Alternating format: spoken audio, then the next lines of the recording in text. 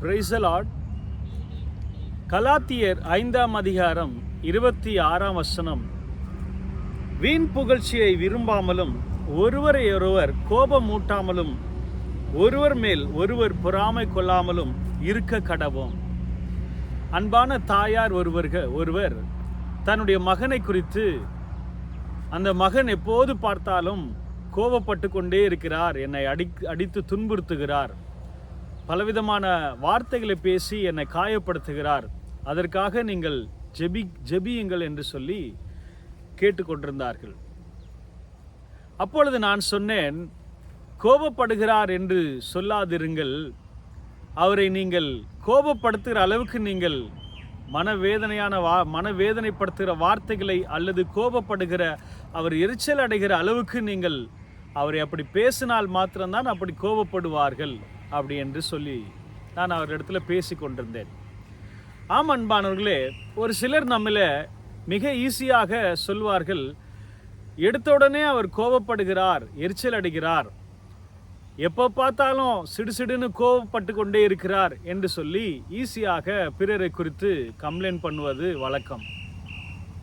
அன்பானவர்களே, வேதம் சொல்லுகிறது, ஒருவரை ஒருவர் கோபம் மூட்டாதிருங்களும் என்று வேதம் சொல்லுகிறது.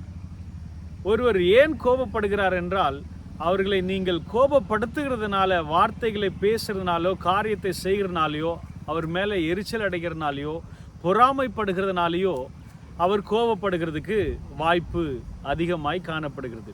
அன்பானவர்களே, பிறரை குறித்து இப்படியாக குறை சொல்லிக்கொண்டு அவர் கோபப்பட்டு கொண்டே இருக்கிறார் என்று சொல்லி அவர்களை இடத்துல நம்ம அன்பாக, அமைதியாக, பொறுமையாக, நல்ல வார்த்தைகளை, அவர் கோபப்படாத அளவுக்கு அன்போடு, இனிமையோடு, ஆறுதலாக நீங்களும் நானும் பேசி பழகி பாருங்களேன். அவர்கள் கோபப்பட வாய்ப்பு அதிகமாக இருக்காது. ஆம் பிரியமானவர்களே, பிறரை எரிச்சலூட்டுகிறதான காரியங்களை நாம் தவிர்ப்போம். கோபப்படுத்தி சண்டைகள், சச்சரவுகள் தான் வரும். ஆனால் அதற்கு பதிலாக அதை குறையாக நாம் பார்க்காமல் அதை சரிப்படுத்த அன்பாய் பேசுவோம், ஆறுதலாய் பேசுவோம், இனிமையாய் பேசுவோம். பிறர் காயப்படுத்தாத அளவுக்கு நாம் அன்போடு நடந்து கொள்வோம். இந்த வார்த்தையின்படி பிறரை கோபப்படுத்தாமல் இருக்கும்போது அவனுடைய வார்த்தையை நாம் நிறைவேற்றுகிறவர்களாக இருக்கிறோம். கர்த்தர் நம்மை அப்படியாக ஆசீர்வதிப்பாராக.